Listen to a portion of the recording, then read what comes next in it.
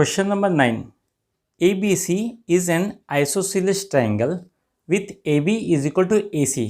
यहाँ पर बोला गया है ABC एक आइसोसीलिस ट्राइंगल है जिसमें AB और AC इक्वल लेंथ के हैं.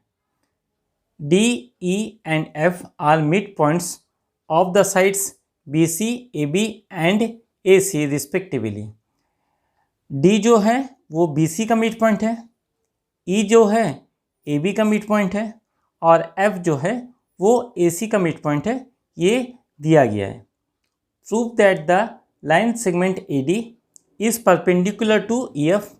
यहाँ AD जो लाइन सेगमेंट है वो EF में परपेंडिकुलर है, ये प्रूफ करने बोला है.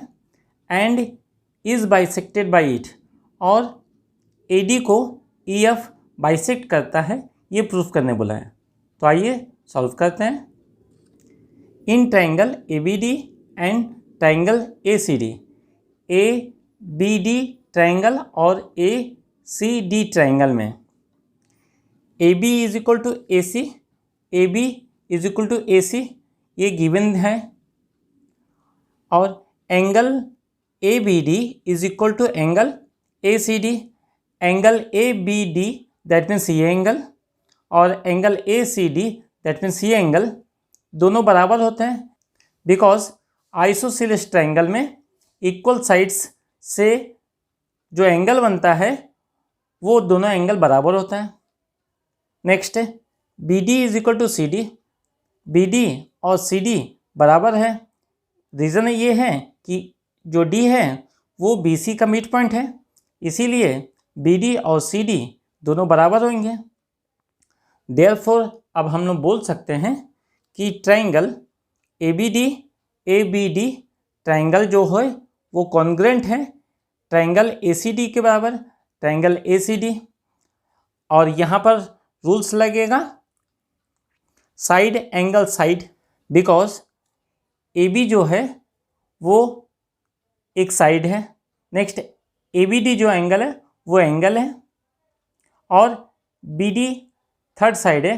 तो साइड एंगल साइड रूल्स के अकॉर्डिंगली ये दोनों ट्राइंगल कॉन्ग्रेंट हो गए.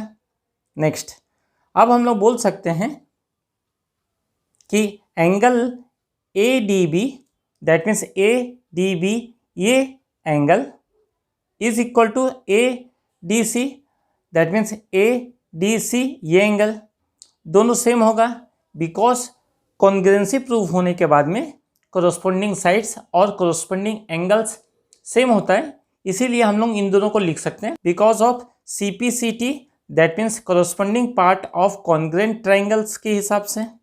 नेक्स्ट अब हम लोग यहाँ पर ये angle that means angle ADB plus angle ADC, ADB ये एंगल और ADC ये एंगल दोनों का सम जो होगा वो 180 डिग्री होगा, बिकॉज ये दोनों लीनियर पेयर हैं, तो इसको लिख दिए.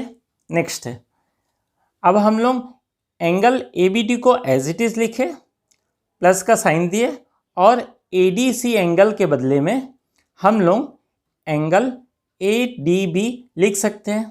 तो इसके जगह में हम लोग एंगल ADB लिखे और is equal to 180 as it is उतार दिया.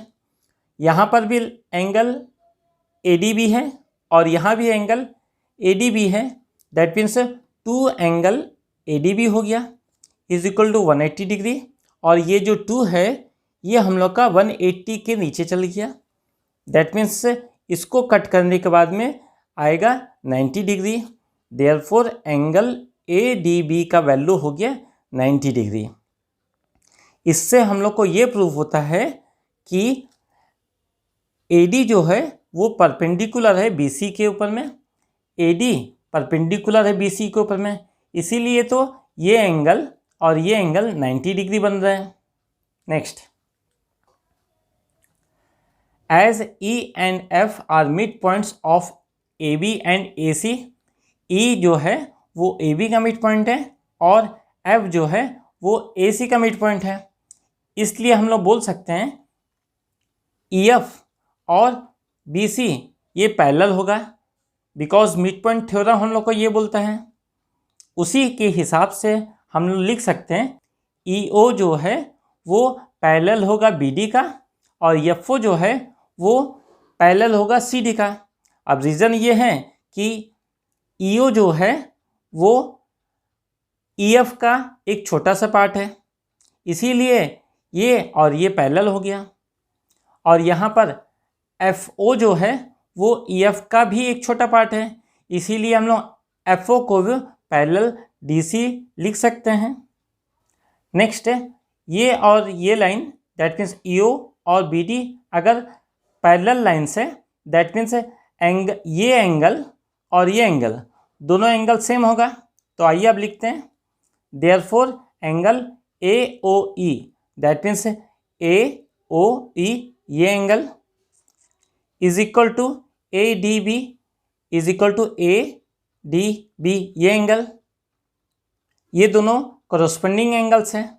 उसी तरह से यहाँ पर भी लिख सकते हैं angle AOF is equal to angle ADC, because ये दोनों कॉरस्पॉन्डिंग एंगल्स हैं।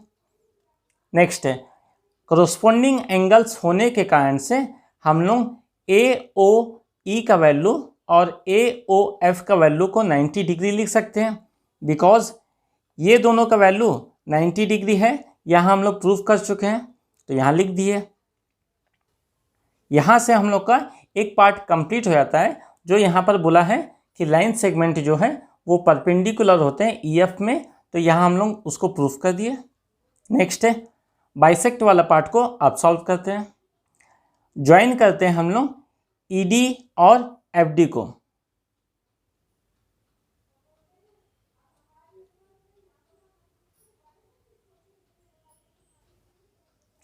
इन दोनों को ज्वाइन करने के बाद में हम लोग यहाँ पर देख सकते हैं कि ये हम लोग का AEDF एक क्वाड्रिलेटरल शेप बना, और क्वाड्रिलेटरल में ये एंगल, ये एंगल, ये एंगल और ये एंगल, ये चारों एंगल 90 90 90 90 डिग्री के हैं। और 90 डिग्री होने के कारण से हम लोग बोल सकते हैं कि इस क्वाड्रिलेटरल के जो डायगोनल है, दैट मीन्स EF और AD जो है वो बाइसेक्ट कर रहे हैं। ये प्रॉपर्टी बिलोंग करता है एक पैरेललोग्राम में, इसीलिए हम लोग बोल सकते हैं कि एक क्वाड्रिलेटरल AEDF एक पैरेललोग्राम है। तो अब लिख देते हैं therefore AEDF is a parallelogram. अगर पैरेललोग्राम है और यहाँ पर डायगोनल जो है वो एक दूसरा को बाइसेक्ट अगर करता है, तो दैट मीन्स इसको बोल सकते हैं कि AO और OD दोनों का लेंथ बराबर होगा। तो अब इसको लिख देते हैं this imply AO is equal to OD, because reason भी लिख देते हैं diagonals of parallelogram bisect each other. और ये हमको प्रूफ करने बोला था। ये हो गया सेकंड पार्ट का आंसर। अगर मेरा वीडियो आपको पसंद आया तो चैनल को लाइक करिए, शेयर करिए और सब्सक्राइब करिए। Thank you.